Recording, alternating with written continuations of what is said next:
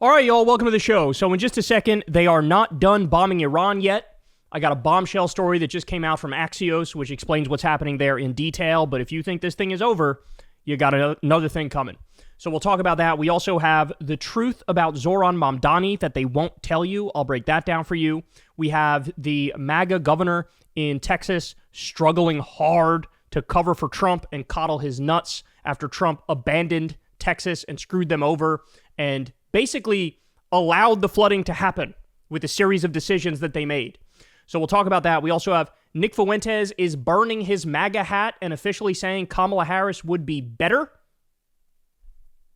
Never a dull moment, never a dull day here on the show. So we got a lot to dive into, including Chuck Todd chugs idiot juice and does some false equivalence, both sides bullshit on an issue that is squarely the fault of Trump and the Republicans. And Joe Rogan cannot stop meat riding Elon. It is so far beyond embarrassing and humiliating. So we'll get to that and more. You guys know the drill. Please subscribe to the channel. That helps us out big time and costs you nothing. It spreads our videos through the algorithm, which helps the channel grow. You can also click that like button and click that bell icon so you get a notification every time a video drops. Also, thank you to everybody who supports the show on Patreon. We couldn't do it without you. That link is below if you'd like to support the show. Remember, this is real independent media. And also, sign up for Substack. We have Tommy Veeder coming on this week from PodSave, and that should be a really great conversation. I'm really looking forward to that one. You can watch the full thing as soon as it drops if you sign up on Substack below. And you can even sign up for free and then get the podcast audio version, but it just comes out a day later. And also, go subscribe to the Corin's World YouTube channel where we're dropping Kyle and Corin episodes. All right, guys.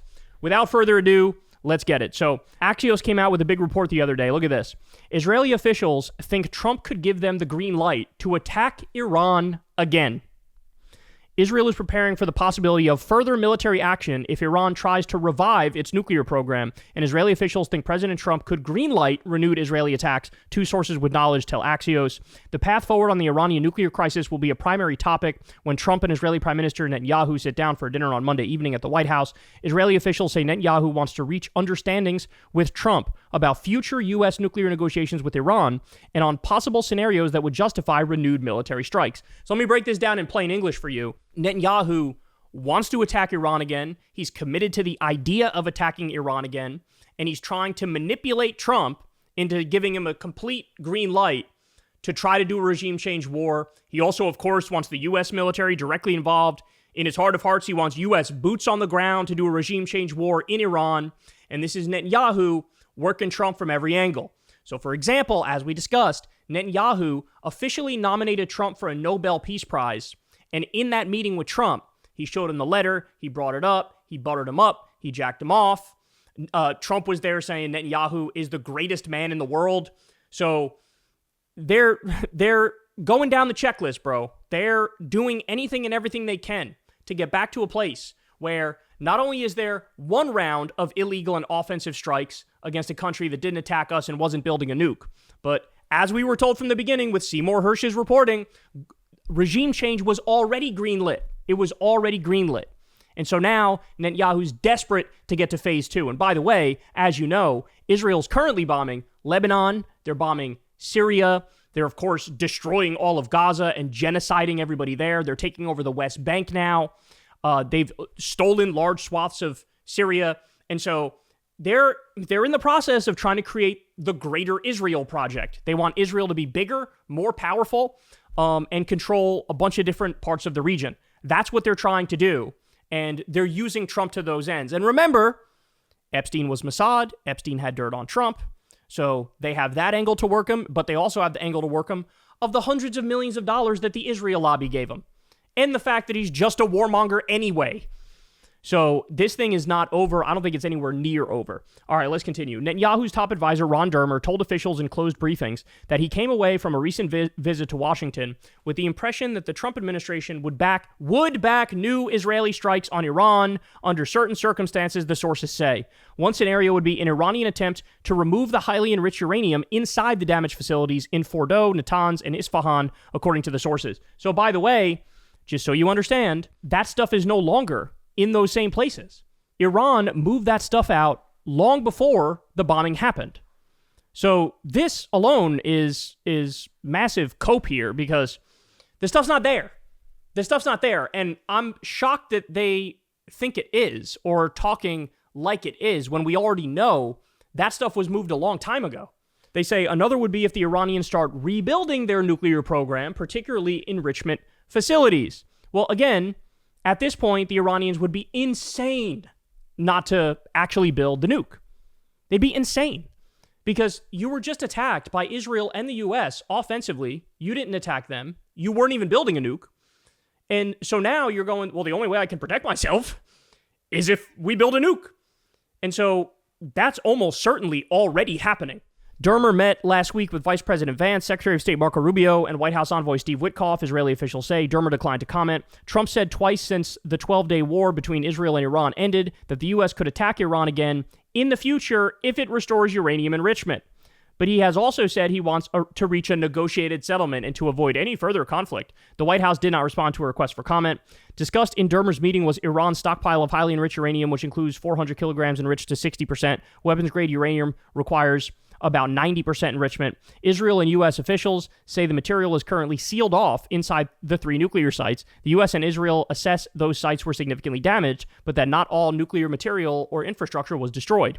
The Iranian president said in an interview that aired Monday with Tucker that the nuclear facilities were seriously damaged, but Iran doesn't currently have access to them to accurately assess the situation. U.S. and Israeli officials say both countries' intelligence services are monitoring Iranian actions around its nuclear facilities to detect efforts to remove material or restore operations. White House envoy Steve Witkoff is planning to meet Iranian Foreign Minister Abbas Araghchi in Oslo in the coming days to restart nuclear talks. The Iranians confirmed such a meeting is in the works, but so far no final date has been set. Dermer told Israeli officials the U.S. remains committed to the principle of zero enrichment on Iranian soil in the nuclear talks. So as you know, that's a non-starter. The idea of zero enrichment is a complete non-starter. They have a right to nuclear power under international law for their power grid and for scientific research. We know that that's a poison pill and they'll never agree to that.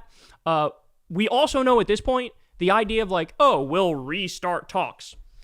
If you're the Iranians, there is no reason whatsoever for you to entertain any of this stuff. None. Because you made a deal with the U.S., they violated the deal, then they chastise you for not abiding by the deal that they just pulled out of. Now, they did fake negotiations leading up to them bombing you again. And I say again because they also killed, they bombed a top Iranian commander in Trump's first term, and they lured him with fake diplomacy. They pretended like it was going to be some peace talks, and then they murdered him with a drone. And so if they already did that, like every single time we've heard recently about, Trump-led negotiations, every time it was fake negotiations. In Gaza, they went as far as doing a fake ceasefire. So if you're the Iranians, you're not interested in any kind of talks.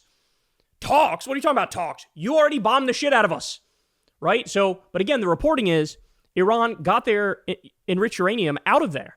And so we don't even know where it is. And they just recently voted, the parliament did, and the president approved it, and the Ayatollah is on board too, no more cooperation with the IAEA, the International Atomic Energy Agency. So they still have the uranium. We don't know where it is. They're no longer cooperating with the IAEA. All of that screams, yeah, we're building a fucking nuke now because that's the only way to save our ass. In the same way that the U.S. hasn't overthrown North Korea, why? He has the nuke, and he could destroy Seoul if the U.S. were to try anything. That's why he's still in power. Whereas take Libya, for example. Where's Gaddafi? Well, he gave up his weapons of mass destruction, and then he was sodomized with a bayonet and murdered. So the lesson is clear.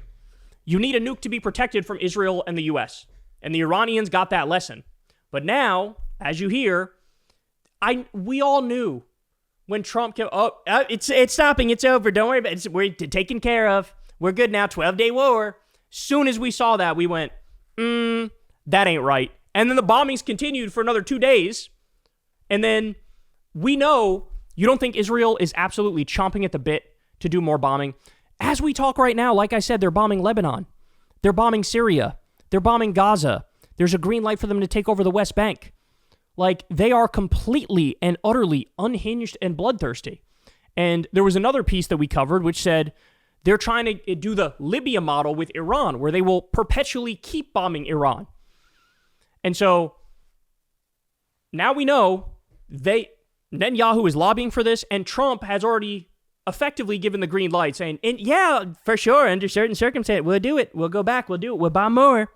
And so this thing is not over. All of the logic points to regime change. All of the reporting previously, the Seymour Hersh reporting, Ken Klimenstein reporting, points to the green light for regime change was already given. So this is further part of the trickery and deceit. This, again, this fake ceasefire is part of the trickery and deceit. The same way they used it before with Iran, the same way they've used it with Gaza, the same way they've done this time and time again. So buckle up, because I guarantee you this thing is nowhere near over. Hey, y'all, do me a favor and like and subscribe. It helps out big time in the algorithm. Click the bell as well for notifications when videos drop, and watch that video on screen right now. You know you want to.